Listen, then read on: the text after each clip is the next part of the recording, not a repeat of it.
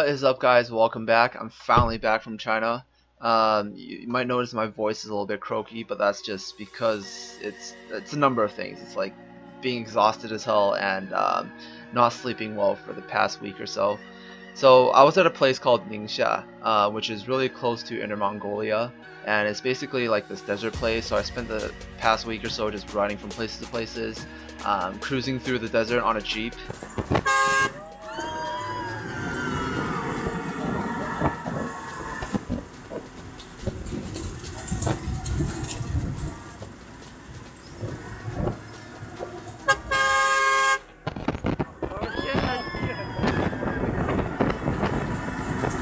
And sledding down sand dunes. Yes, it's like sledding in snow but on sand instead.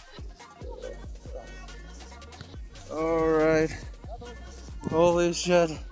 Oh shit, what's going on? I think I'm about to flip.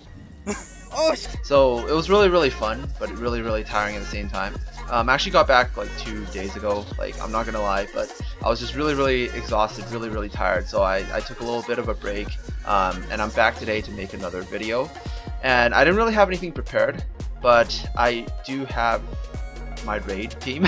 And I did say before I was gonna talk a little bit more about raids in the future, because this is a topic that's really that you can really go in depth in, and because there's so much variety with the different types of teams, composition and synergy with your allies for R5, or actually not just R5, but like for raids in general. So we're gonna talk today about revenge procs and why they're really good for raids.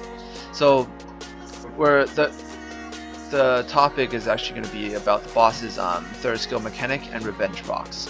So as you can see right here, Rage 4 Roar is the boss's third skill, and you can see the numbers going up every single time. If you're confused about this, it's basically every single time that any of your units move. So we're not looking at our allies right now, we're just looking at our own units. Any time that one of our units move, this counter goes up by 1. And when this counter goes all the way up to 16, the boss does this move that removes all your buffs and also stuns you. So this is somewhat scary, like it can really mess your team up if certain units happen to get stunned at the wrong time. Really bad things can happen, and this is why revenge and revenge runes are really good, because revenge runes prevent your well, they don't really prevent anything, but they don't count towards the counter for the boss's counterattack. Or this is like, yeah, we're just gonna call this his counterattack, because it basically is. After every 16 hits, he does a counterattack. So when he when he does this skill, it also permanently increases his attack power. So you really don't want him to do this too much. So right now he's just spitting fire, doing whatever the hell he wants to me, and he's about to do his thing. Oh shit, my Miang got stunned. My Miang did not get stunned, and I just in time to cleanse some debuffs, and Colleen should have her heal ready. Oh, lucky violent proc. So I probably might have lost Colleen right there, or actually no, Delphi would have moved and then Colleen would have been fine. Either way, you don't want the boss to have this thing proc too much. You don't want him to get stacked to 16 too much, because he gets stronger and stronger every single time he stacks up. It doesn't add that much to his attack, but it does matter in the long run. So you really don't want the fight to drag on too long. So right now, if you look at my runes for my units, I have my Diaz on 2 sets of revenge. My Bethany is on 1 set, Violent Revenge. My Xingza has a revenge mechanic. I had my Miang on revenge, but I didn't have good enough revenge runes to push her HP high enough, so I used energy instead, kind of sacrificing a little bit more of a landing the glancing. But it's usually fine, because most people have Chisuns or Lisas, and this guy just died. RIP. Either way, hopefully we can get through this, and let me, so people can believe me, because then it's just really bad when I record a video and when I'm trying to explain stuff and then I fail and then people just think I'm a scrub. So revenge runes are really good for this because it doesn't add to the counter, and you also what you want to do is you want to have the revenge runes on units that have debuffs on their first skills. So I have, you know, if you see these 3 units, they all have debuffs on their first skill: the attack debuff and the heal block debuff. These are the 2 most important debuffs. If you have nothing else, you want to have attack and heal block on the boss at all times. So this is somewhat important. Holy shit! Stop doing that to me. I think we might be able to make it. If I survive like his next bit, I should be able to kill the boss. So I would have wanted revenge on my Miang as well, but I don't have the runes, you know, to push her HP up high enough to 20k and still be able to keep the revenge set and still have her on violent and still have her speed over 100, plus over 100. So I at least have revenge runes on these units. I think ideally you would want revenge runes, maybe not even violent on Bethany, instead put like triple revenge on her or something like that to make sure she always has the attack debuff on the boss.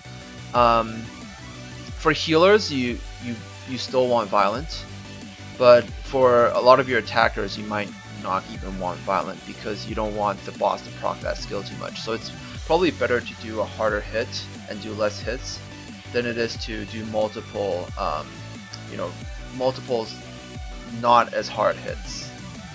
I'm bad at explaining that, but you guys kind of get the point. So you want to make sure you have revenge on the units that need to land their debuffs on the boss. So these 3 are my key debuff units: attack debuff and heal block.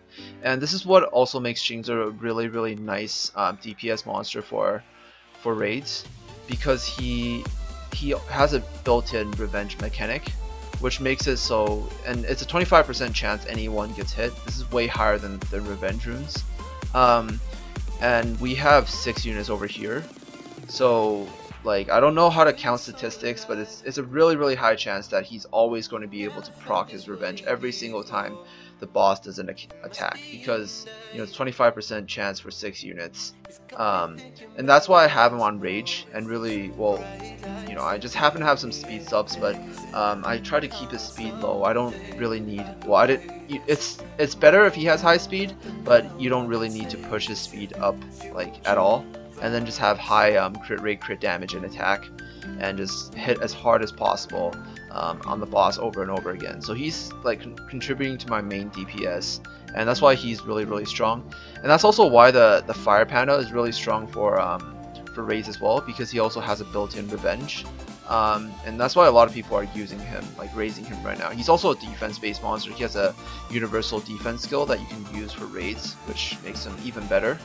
And to summarize, basically, because the boss has this thing that counterattacks every time you make a move, you want to avoid making that like a lot of moves. But at the same time, you need to be able to be fast enough, have enough turns to sustain your team and keep your team alive. So it's kind of a, you know, it's kind of a double-edged sword. Like using violent runes for raids is kind of a double-edged sword. You don't really want to use violent unless you really need to, and that goes for your healers, your cleansers, and other utility units. You want to make sure they get as much turns as possible to use their heals as much as possible, in case, you know, in some cases they get stunned and then they might proc out of violent, and that, like, violent proc out of the stun, and then that can save your team.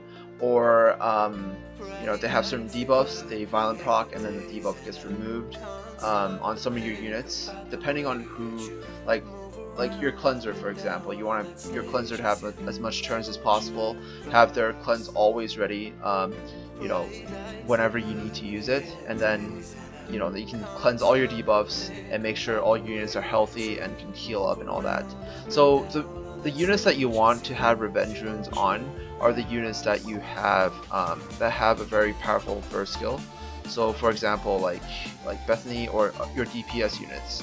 If you're using Hua, if you're using other, like, I think Hua is probably the most popular damage dealer unit that anyone is using for raids. Or if you're using certain Death Knights or something like that, Revenge Runes are really nice because they help you proc that first skill to land the debuff whenever the boss cleanses it when he jumps up.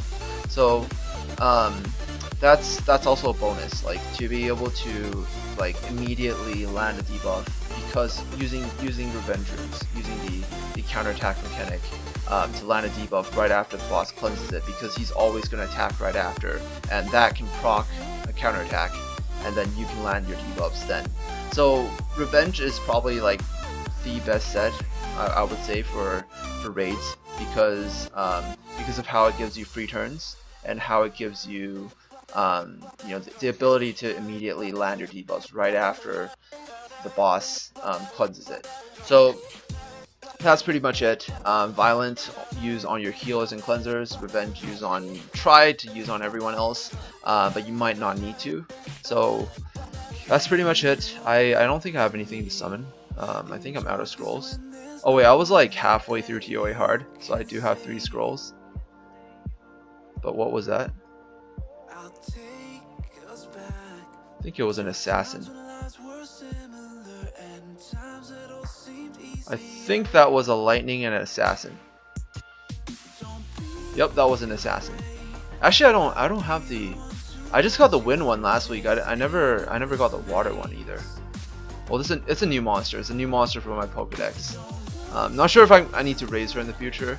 I have a feeling that the assassins are going to be somewhat strong, like when Live Arena comes out, because the Wombo combo thing is just gonna completely not exist anymore. I think, like after Live Arena comes out, because there's gonna be like banning and stuff. If you ban Galleon, like no womboing, you know. So I think single target nukes are gonna be back in the meta once Live Arena comes out. I'm like super excited for that. But either way, I'll see you guys in the next video. Wait, I can do a wish. I can make a wish. And it might land on this monster. And give me a light dark nat 5. Oh god, my arena wings filled out. Oh wait, no. Alright, crystals, nice. 50 crystals, so good.